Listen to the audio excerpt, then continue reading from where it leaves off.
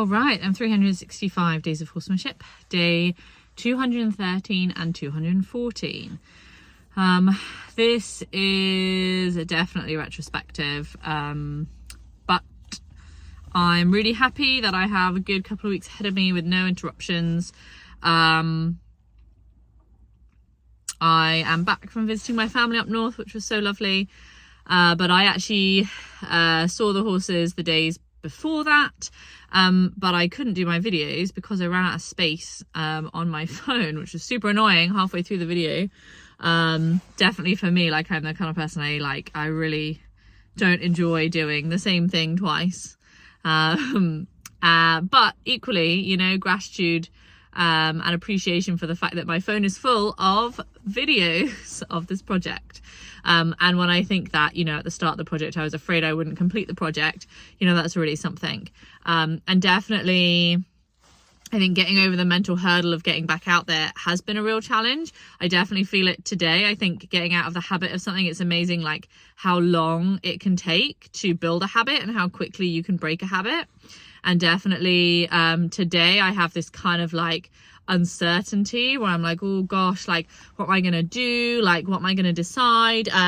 Day 213 and 214 I actually had really interesting sessions both days where I actually brought either one or both of the horses into the arena, and I found that I wanted to, because I really was turning up like I'm going to Elsa's in February, and I really have this feeling that I need to go there as well prepared for the freedom-based training side of things as possible, by doing as much of that like really patient, slow work as I can.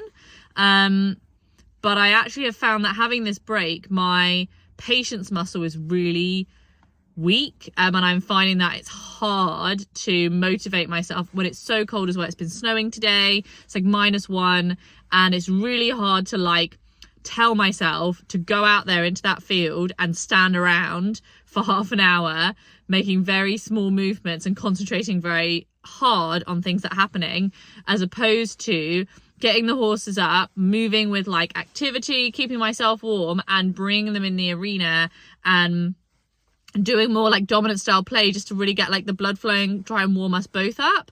Feels like a more a session that I'm more excited about, and I'm really trying to incorporate my own needs into the session, because I'm realizing that I think a lot of where in the past I've been successful at something once, and then what I've not done is repeat it enough times to be good at it like consistently. And usually the pattern that happens is I do something once or twice, then I get bored and I avoid doing it again, or if I do it again I do it like it's a chore. And the horses can really feel that energy. If you are treating it negatively or like it's work, like you're frustrated that you even have to do it, why would the horse want to do it? You're not looking for creative ways to make that a fun activity for the horse. You're deciding on, you know, like a drill sergeant, well, today we're going to practice these movements because that's what we have to practice to get good at them, and you're going to have fun and I'm going to have fun, and that's the way it is. Not very fun. So I'm really trying hard now to remember to take into consideration what I'm excited about and really bring something to the table each time I come to the session that really excites me, rather than worrying too much about what it is. And I think what I need to do is firstly do that, and then secondly the progression of that is to train myself to be able to be excited about the things that I need to do repeatedly. And I think even to repeatedly say I'm going to come in the arena and that's the pattern is a good thing, as long as that continues to be good for both of us. So yeah, I took them both in the arena. Lawrence is doing really well this year. He feels definitely, I think physically well. I'm interested to see what he'll be like today, but definitely it was really lovely, like, to have such nice, like a liberty session with him, and just really like see him be playful and really be happy about that. And like whether he's turning away from me or towards me or what is like just not even a concern anymore. Like my real concern is like bringing out that energy so that he's really using his body and he feels like happy and excited during the session is really the goal, and really everything else doesn't matter to me. And I think that I need to just be mindful that I'm making sure he's well warmed up, and that I'm doing the like mostly walking in those sessions to protect his body. But also I think that really is the best way for him, definitely. And it's certainly something that's more enjoyable for both of us. And at the end of the day, that's what this is all supposed to be about, you know. Like, I have all these hoity-toity dreams and expectations and ideas, but in a lot of ways, sometimes I feel like I treat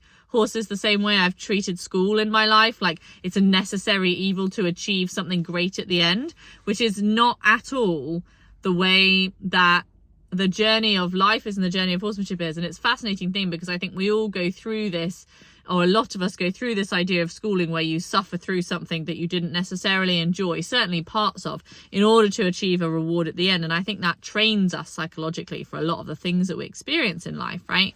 And actually breaking that down with the horses and actually saying, well, no, the goal with equal importance is enjoyment, is a huge like mindset shift and a goal shift and an energy shift.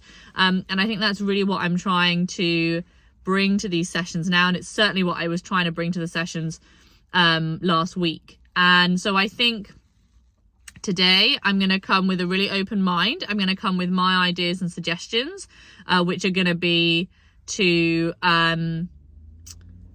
I'm going to come with the halter, and I'm going to come with the stick with me as well. I'm thinking about buying or making a stick that's a little bit lighter in color, because at the moment I'm using a black one, which is kind of tricky in the dark. I lose it in the dark, and then I need my torch, and I'm expecting my horses to be able to see it.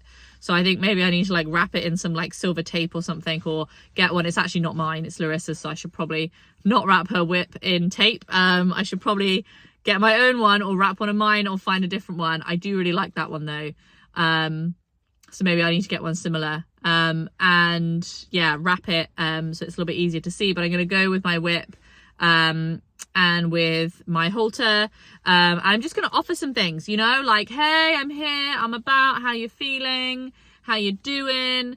You know, certainly if Lawrence wants his rug off, that's, I think, something where then I would want to bring him down, because then I would like to warm him up before I would take the layers off him, make sure that he's like warm enough to manage that, and then put them back on again afterwards.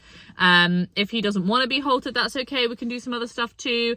And I'm not against doing the freedom-based flow style of stuff. I think there would definitely be more supportive leadership from my end, just because I think I need to take care of my needs and stay moving and stay walking. But I'm also okay with that. And I think it's just really important to come with something that I'm excited about and then go from there. And if he's excited about that too, then we can do what I want to do and come up and maybe go in the arena and walk around a bit and like warm up our muscles and warm up our joints, and maybe like have a little scratch, and then, you know, move around a little bit more, and that'll be really positive. And if he doesn't want to do that, then that's okay, and we can do other things. And I think the same with Mia, is to come in with that mindset, because that's really what I would like to do today. And hopefully as time goes on and I get used to being back up here again in the cold, then over these next sort of week or two, I'll find that either the horses are really enjoying it, and then that's something that I continue, or that there are days where I do more of the field-based, passive-based work. So yeah, so I feel good, I feel confident. It was a really like surprising and exciting couple of sessions, to be honest, to have the horses both come up, and I had such a magical session with Lawrence. I did video it, and I know a few of you guys have asked me about videos, so I will try and get that up, so you guys can see, maybe do a little voiceover, so you guys can see what that session was like. And yeah, so excited to get out there now. This has motivated me, which is good. It's really cold here, so I definitely need a little bit of extrinsic motivation to do this for you guys, so I can come back and tell you how it went.